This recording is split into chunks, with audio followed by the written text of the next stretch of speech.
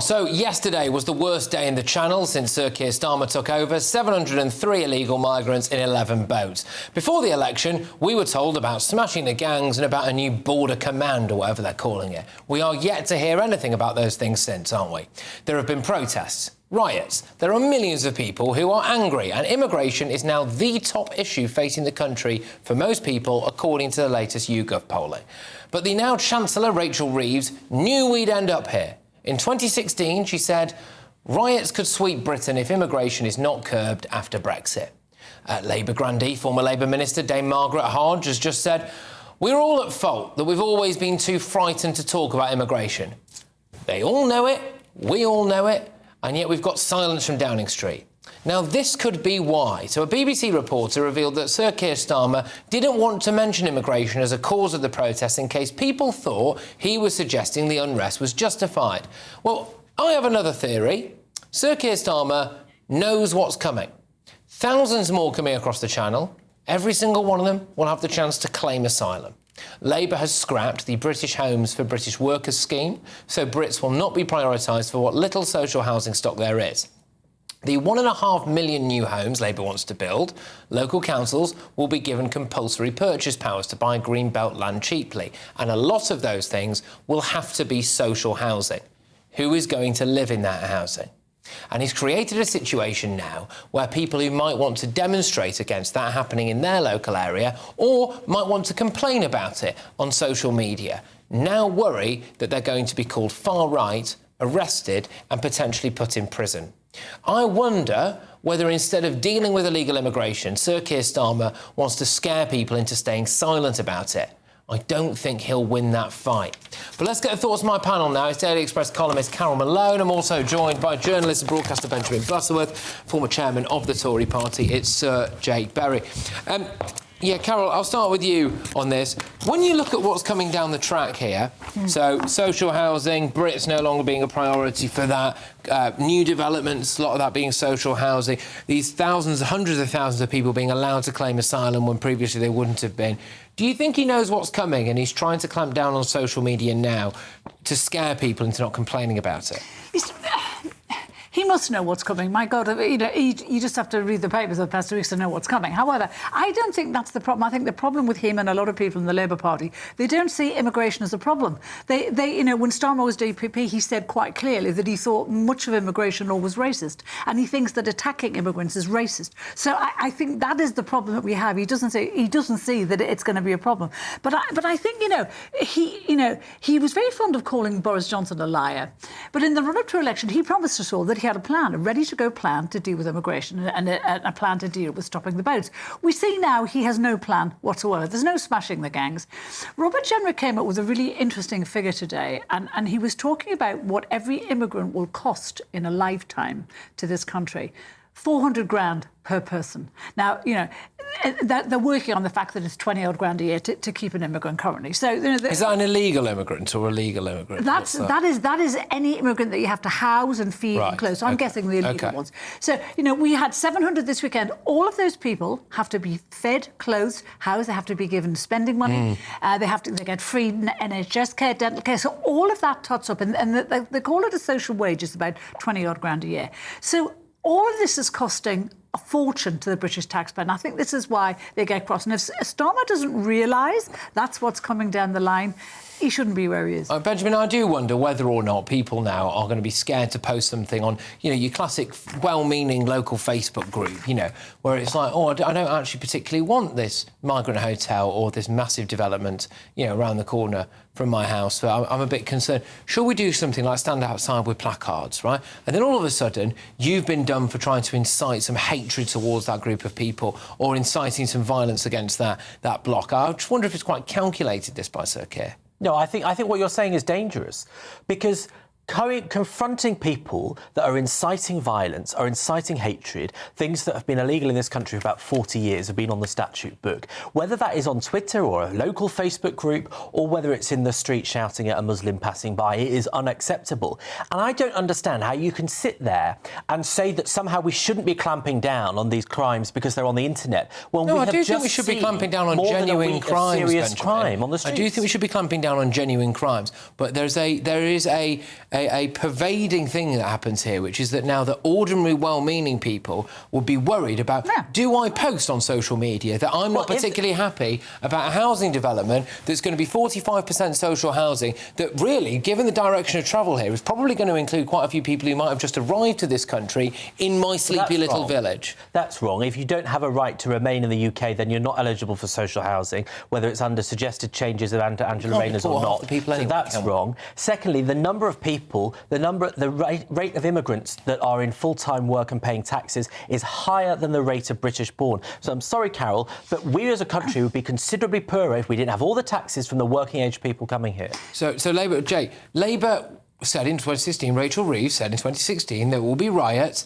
if we don't sort out immigration. We didn't sort out immigration. Now, to be fair, that was the Tories' fault, OK, because Labour have just got in. But it's not as if this can be a shock to them, can it? No, and just to pick up on that point, you're right, the Conservatives didn't get a grip of this, and we have our share of blame. I'm not running away from that.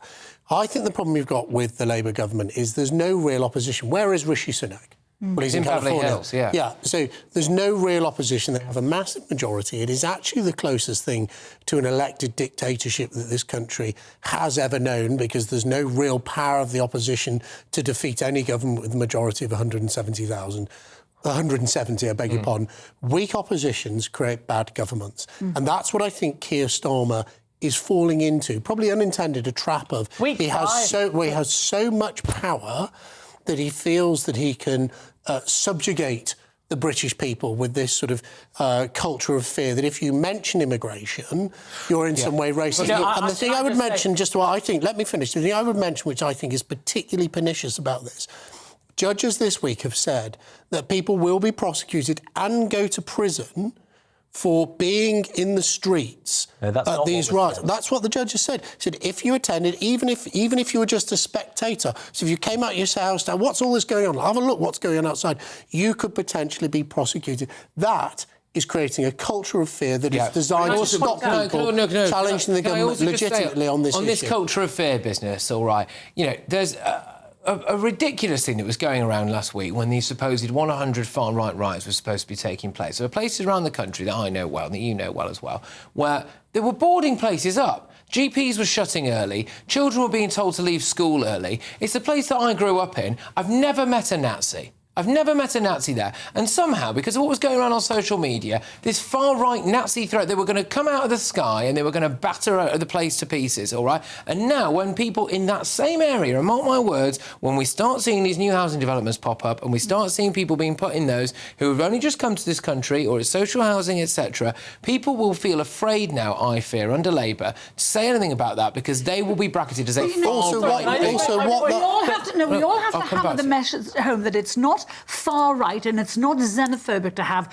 genuine concerns about the uncontrolled numbers coming into this country. Not just uncontrolled, but unvetted. And, you know, the security services said quite clearly they're concerned about the numbers of people coming in from Muslim countries that are not vetted. Now, that is terrifying for us, and we can't be frightened to talk about that and to who they are because they might belong to a certain religion. We have to talk about it. Currently, Benjamin, we are importing both sides of the Sudanese civil war, OK? Yes. We did an exclusive on this at 9 p.m. last week. All right, we've got people from the north and south of Sudan who have got a pitched battle going on in Calais, both groups of whom want to come here on boats. I've got a problem with that. I think most people would have a problem with that, but it feels as though at the moment you can't call that out in case you might be called a racist. The vast majority of people coming into the country are legal migrants with a job in a very straightforward fashion. That's 700,000 of them. They're not going to be the ones that... Lots of them from Hong Kong and Ukraine who are fairly skilled. But I just wanted to point out that Jake Berry just had the audacity to sit there and say, we're as near to an elective dictatorship we've ever had, a Prime Minister who thinks he can do whatever he wants.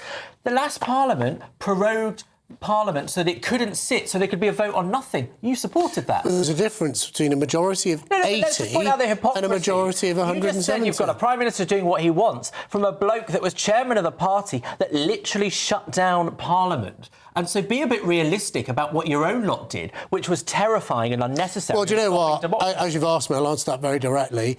In my view, the government was absolutely right to prorogue Parliament to try and deliver Brexit, because the entirety of the British establishment and the opposition party was trying to frustrate Brexit. And if you want to see how deep-seated, as it happens, I was there. So let me tell you what it was actually like, rather than just sort of speculation. It tells you how deep-seated the resistance to delivering the will of the British people was, that you had judicial activism from the judges that overturned, in my view, the completely legitimate use of royal prerogative.